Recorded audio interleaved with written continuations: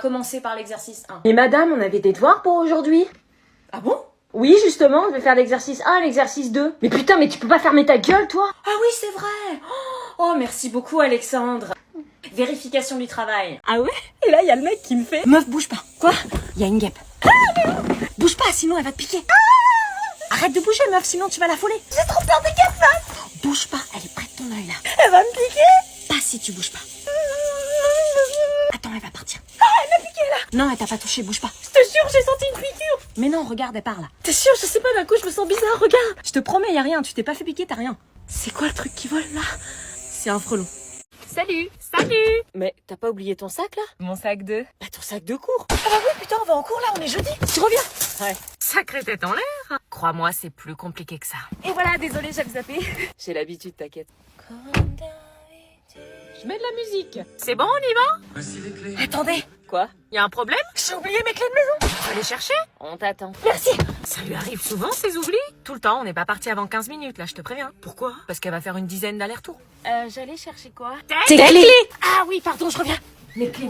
Je suis quasiment sûre qu'elle a oublié le contrôle de maths de cet après-midi. Putain, elles sont où? Par contre, on va finir par être en retard. À tous les coups, elle a dû les perdre. J'ai perdu mes clés. Voilà. Ah bah mince, comment on fait? Ta grand-mère a un double, c'est sur notre route, on les récupère au passage. Oh, merci. Eh ben, direction chez la grand-mère. T'inquiète, je comprends. Merci. Mais Quoi? il neige. Oui, bah ça va, c'est 3 flocons. Allez, on y va. Mais non, maman, y a pas cours, hein. T'enchantes pas trop, y a cours, hein? Hein, comment tu sais? Bah parce que c'est pas vous apprendre la vie s'ils annulent pour si peu. Mais attends, sérieux, y a peut-être pas cours, là. Tu me l'as fait chaque année. Non, mais t'as vu toute la neige qu'il y a? Il a neigé 8 cm, comme toi. Mais attends, t'es sûr qu'il y a cours, là? Je te dis que oui, maintenant monte. T'as regardé ton téléphone, voir s'il y a pas un message ou quelque chose? Pas besoin de vérifier, y a cours. Vérifie, hein, c'est bizarre qu'il y ait cours, hein. Pas besoin de vérifier, y a cours. Non, mais vraiment, vérifie, s'il te plaît, hein. Le collège va pas annuler les cours pour 8 cm de neige. Bah, ils annulent bien des fois pour une rencontre. Et tu me fatigues. Bah, moi, ça va me fatiguer d'aller en cours pour rien. Tu vas nous mettre en retard, dépêche-toi. Putain, on peut jamais profiter des bénéfices de la neige. Allez, monte. Tu sers à air, sérieux. Dépêche-toi. Je pourrais vérifier ton téléphone, il neige pour rien, sinon. Allez, on va vérifier, tu vas voir qu'il y a cours comme je te dis depuis 10 minutes. Je vous informe que les conditions météorologiques ne permettent pas le maintien des cours pour la journée. Alors? J'ai reçu un message du collège, y a pas cours. Sérieux? Oui. Tu vois, je te l'avais dit. Lucas Martin, Présent. Elisa Morel, Présente. Inès Moroville. Présente. T'aurais pas un grand frère qui s'appelle Thomas par hasard? Si. Ah bah oui, je me souviens très bien de ton frère Thomas Moroville, le pire élève de ma carrière, toujours en retard, sommet de l'impertinence, jamais ses affaires. Bon, j'ai encore des migraines en pensant à lui. La famille de Cassos. Elle a un frère qui craint. Comment elle m'affiche? Il passait plus de temps dehors en colle que dedans en cours. On l'a fait voir de toutes les couleurs. T'as intérêt à te tenir à carreau, je te préviens. Quoi? Mais j'ai rien fait. La réputation de ta famille te précède, je te louperai pas. C'est pas parce que mon frère a fait des bêtises que je vais faire pareil. Hein. C'est dans les gènes. Oui, mais moi je m'appelle pas Thomas, je m'appelle Inès. Ouais, c'est ça, le même regard espiègle, le sourire insistant. Oh la pauvre. Vous voulez quoi? Sortez-vous les doigts du... par The Palma Show sur Amazon Music. L'équipe de France. Je t'aime et je t'apprécie.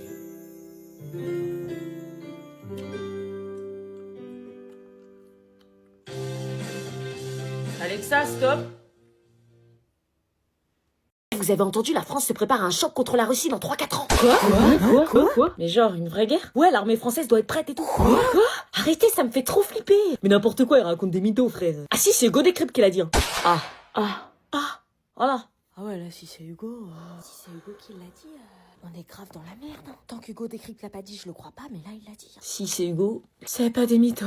Y aura pas l'attaque armée russe, on a l'arme nucléaire. Polo s'y parle d'un enjeu de précaution. Faut regarder toute la vidéo avant de parler. Marine, Ouais. j'ai plus de pull pour les cours, t'en aurais pas à me filer? À te filer? Ouais.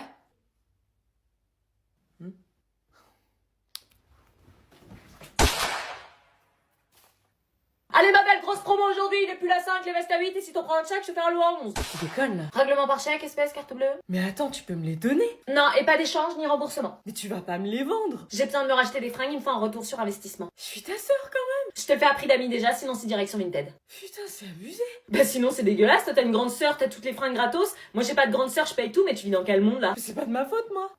Hop, Vinted. Ok, 5 € le pull là. Vendu. Arnaqueuse. Tu veux une carte de fidélité? Bah, tu veux pas voir les vestes, promo flash? Non, je connais aucune grande sœur qui vend ses fringues à sa petite sœur. C'est le business, ma belle. Remplis les mêmes documents chaque année, ils peuvent pas reprendre ceux de l'année dernière. Ah, ça a peut-être changé depuis. T'as pas changé de nom, à ce que je sache. Non, mais un changement médical en un an, ça peut arriver. T'as couché avec une fille? Non! Non, je sais pas si t'as une MST, alors oui, il y a un changement, mais sinon je vois pas. Bon, tiens, le document pour l'assurance. Ah bah tiens. Ça, faut la donner impérativement lundi, c'est obligatoire. Oui, bah ils l'auront comme mon assurance me la donnera, hein. Là, je l'aurai pas pour lundi, les gens sont en week-end. Et puis, il y a ça. Charte informatique, qu'est-ce que je fais avec ça? Bah, que tu la lises et que tu la signes. Allez hop, ça c'est fait. Mais tu l'as pas lu? J'ai une tête à lire 30 pages un samedi après-midi.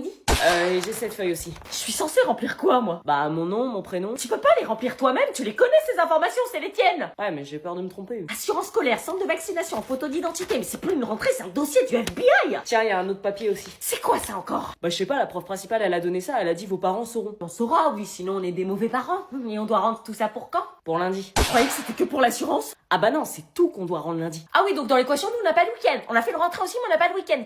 Ah, quelles enflures, ces profs, ils nous font payer leur boulot de merde. Puis il y a la demande de bourse aussi. Ah bah ça, c'est ce que t'aurais dû me donner en premier. Bon, qui c'est qui écrit sur la fiche d'exposé? Oh non, pitié, pas moi. Julie, tu veux écrire? Moi, pas trop. Bah, t'es la seule à pas avoir écrit quelque chose. La prof a dit qu'on devait tous écrire, sinon on sera pénalisé sur la note finale. Oui, mais je suis pas très à l'aise. Bon, ok, si ça pénalise pour la note finale.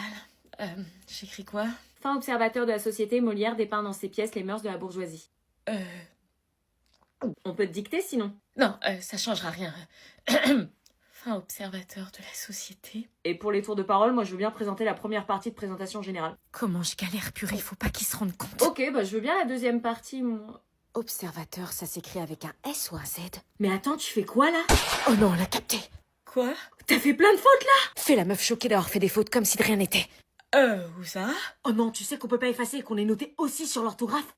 Et t'as pas séparé les mots? Eh mais il faut faire des espaces entre les mots, t'es ouf! Ah.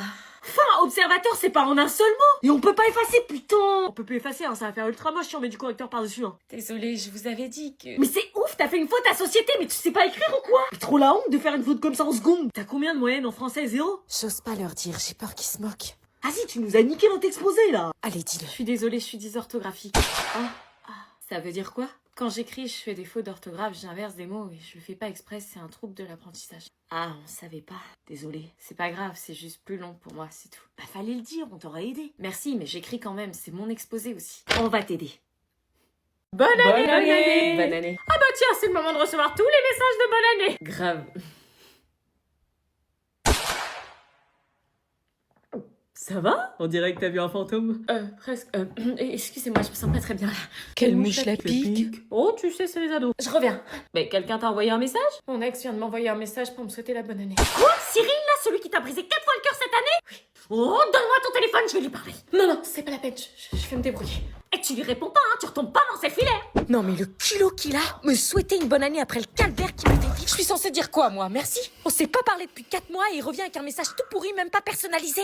Bon, réfléchis, est-ce que je lui réponds? J'hésite purée, mais ça me perturbe. Il écrit jamais pour rien. Il a quelque chose dans la tête et je veux savoir ce que c'est. Mais qu'est-ce que j'écris? Bon, on va faire simple, je vais simplement dire merci, connard. Non, pas connard. On va voir s'il me répond. Quoi? Déjà, ce qu'il lui prend, il est au taquet ou quoi? Tu deviens quoi depuis? Oh l'enfoiré! Il m'a trompé, j'ai pleuré 6 mois, j'ai passé une année de merde à cause de lui, il a le culot de me demander ça! Mais qu'est-ce qui m'énerve! Bon, ressaisis-toi, trouve quelque chose. Un truc à répondre, qui fait genre j'en ai rien à faire de lui. Ah si, je sais, on va entrer dans son jeu et on va voir si c'est sincère. Y a plus qu'à attendre qu'il me réponde maintenant. Bizarre, il m'a peut-être répondu, j'ai pas entendu. Seulement un vu. Putain, il a pas changé. Son message, c'était quoi? Simplement me rappeler qu'il était là, qu'il existait. Eh bah, ça a marché parce que maintenant je pense à lui et ça me fait souffrir. L'histoire commence de manière tout à fait banale. 2 parents qui s'embrouillent, 1 fois, 2 fois, 3 fois, puis 1 fois par semaine, et puis 2, et puis tous les jours. J'étais habituée à cette ambiance tendue dans la maison, pourtant ça m'empêchait pas de me sentir mal quand il y avait une dispute. Tu ne fous rien dans cette maison! C'est toujours pareil! Toi, tu fais que gueuler comme une putois! Cette situation durait depuis des mois. Tu laisses traîner tes chaussettes sales partout et c'est moi qui dois me taper toutes les lessives! Mais je fais que ça, tes lessives! C'était devenu mon quotidien. Mais dans ces moments-là, je prenais le temps d'aller voir ma petite sœur qui, elle, était terrorisée par les disputes. La musique nous permettait de ne pas entendre les reproches qui se faisaient l'un à l'autre. Ça va aller, t'inquiète pas, c'est une mauvaise passe, ça arrive à tous les couples de parents. Mais c'est beaucoup souvent quand même. Mon rôle de grande sœur était de la protéger. Comme tous les soirs, le repas était devenu soit ultra silencieux, soit ultra électrique. Toi, tu trouves ça normal d'être la boniche depuis des années? Mais d'où tu parles de boniche? Ça veut dire que tout ce que je fais pour les enfants, ça compte pas? Oh, monsieur fait beaucoup pour les enfants, tu te fous de ma gueule? À part les emmener au sport, tu fais loin. Arrêtez de vous embrouiller. C'est insupportable, c'est la même chose depuis des années. Ouais, c'est ça, après tu diras que t'as été maltraité. De toute façon, j'ai qu'une hâte, c'est que le divorce soit prononcé. Bravo. Vous allez divorcer? C'est quoi un divorce? Oui, nous allons divorcer. Bizarrement, je m'y attendais pas à celle-là. Mes potes m'avaient prévenu à maintes reprises, mais moi je croyais que ma famille était plus forte que Ils ça. vont divorcer, prépare-toi meuf. Non, c'est pas possible, pas mes parents. C'est comme ça que ça s'est passé pour mes parents. À un moment, ils s'engueulaient trop et hop, ils se sont séparés. T'inquiète. Je pensais qu'ils étaient capables de surmonter les épreuves de la vie parce que mes parents s'aimaient, eux. C'est quoi un divorce? Papa et moi allons vivre séparés, nous ne sommes plus amoureux. Je comprends pas, vous vous aimez pourtant. Nous sommes désolés. Je croyais qu'on était la famille capable de surmonter ça. On va tout faire pour que votre quotidien soit pas bouleversé. Ça va forcément changer. Je pensais pas que ça allait autant me toucher. Après tout, c'est banal, un divorce. Plus de la moitié de mes potes avaient des parents divorcés. Mais si mes parents se séparaient, c'est que l'amour n'existait pas. On nous bassine avec Disney dès notre plus jeune âge, avec les histoires d'amour qui durent toute une vie, mais c'est faux. Tout ça allait être effacé. C'était fini, les vacances ensemble, les Noëls, les moments de famille simples qu'on partageait chaque année. Mes parents étaient un exemple de relation durable et sincère et... Mais s'ils se sont aimés, il y a forcément des restes. Il devait forcément encore y avoir de l'amour. Ça part pas comme ça, 15 ans de mariage. Ils pourraient se rendre compte qu'ils s'aiment et que se séparer serait une belle connerie. Est-ce que j'essaie de les réconcilier?